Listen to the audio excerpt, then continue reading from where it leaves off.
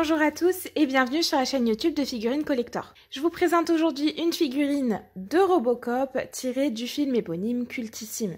C'est un film et personnage qui est plus qu'ancré dans la pop culture, mais dont les proportions de l'armure sont assez difficiles à reproduire en figurine. Cette fois-ci, c'est Iron Studio qui essaie de relever le défi avec cette version Deluxe qu'on va découvrir ensemble, et vous aurez reconnu à la boîte qu'il s'agit bien sûr de leur gamme de figurines au format 1/10. Alors ce qui diffère avec la version classique, c'est que sur la version Deluxe, vous avez la voiture de patrouille en supplément, donc comme vous pouvez voir derrière le personnage, et ça va vous permettre de créer un diorama qui fait référence à l'une des affiches les plus emblématiques du film. Et pour terminer sur les généralités avant de la déballer, cette figurine elle est bien sûr réalisée en polystone. Je vous propose de déballer l'ensemble de la figurine sans plus attendre. On va avoir ici la voiture de patrouille. Ensuite, je pense que derrière, c'est notre socle. C'est ça, en chromé. Il a l'air assez joli. Ici, c'est la portière de la voiture, donc qu'on devra rajouter évidemment à la voiture. Ici, très certainement, le bras de notre personnage.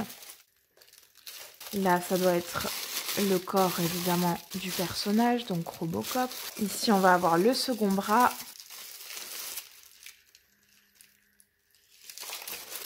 Ici un câble, puisque du coup la figurine doit être pourvue d'un light-up, on regardera tout à l'heure. Donc très bon point qu'il y ait un câble, c'est pas souvent le cas dans les figurines et c'est vraiment chouette qu'il l'ait rajouté. Et enfin, le visage de notre personnage, c'est la dernière chose qui nous manquait. Voilà pour les pièces, donc pas mal de choses à monter, on va regarder ça ensemble. Je déballe le tout et je la monte.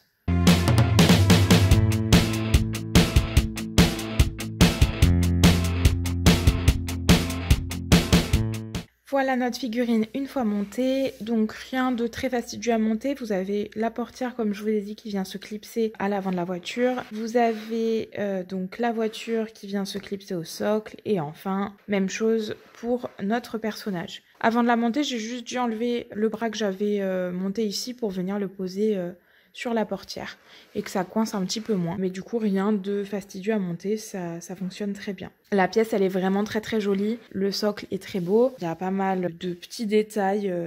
Il est vraiment très très sympa. Ça rappelle donc la couleur évidemment de notre personnage. Si on va voir à l'arrière, on aperçoit le petit endroit pour venir brancher la prise USB-C et un petit bouton à côté pour allumer ou éteindre le light-up.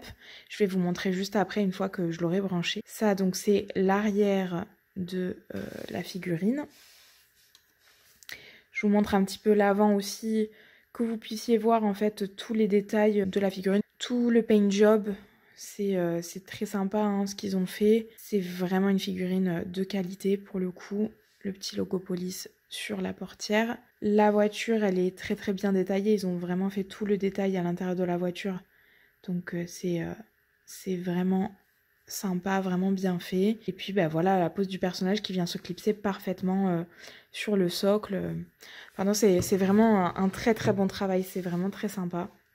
Je vous la fais tourner un petit peu pour que vous puissiez la voir. Et ensuite, je branche le light-up. Comme ça, vous verrez à quoi elle ressemble.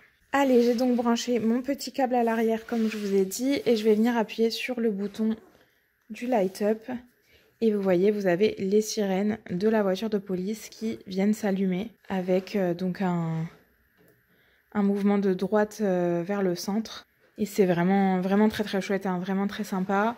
Les reflets sont assez sympas sur l'armure. Donc un très très bon travail, ça rajoute vraiment un plus à cette figurine. Je la trouve vraiment superbe, ils ont vraiment fait un travail incroyable là-dessus.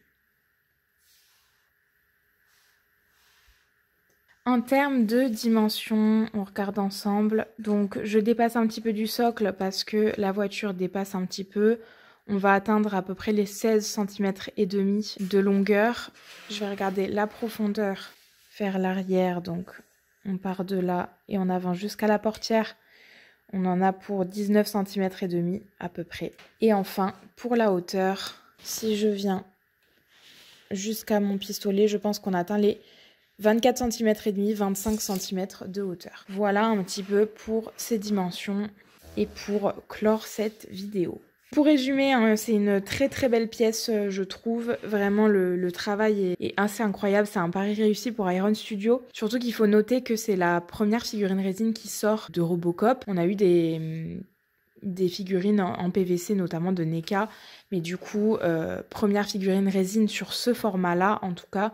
Il y a eu des figurines plus grandes, mais sur ce format-là, c'est la première. Et vraiment, le pari est réussi. Enfin, elle est vraiment super belle. Je trouve pas grand-chose à lui redire. Avec beaucoup, beaucoup de détails et vraiment, cette petite voiture avec le light-up, ça rajoute vraiment quelque chose. Donc si vous êtes fan de Robocop et que vous voulez investir dans une petite figurine résine, franchement, allez-y. N'hésitez pas, elle est vraiment, vraiment super chouette. Vous trouverez le lien pour la commander du coup en description, si jamais ça vous intéresse. En attendant, n'oubliez pas d'aller vous abonner à notre chaîne YouTube si ce n'est pas déjà fait. On essaie d'atteindre les 1000 abonnés, donc ce serait super chouette si vous pouviez vous abonner. N'hésitez pas également à laisser un petit like sur la vidéo et un petit commentaire, ça fait toujours plaisir. Quant à moi, je vais vous laisser admirer un petit peu plus la figurine sur la base rotative et je vous dis à la prochaine.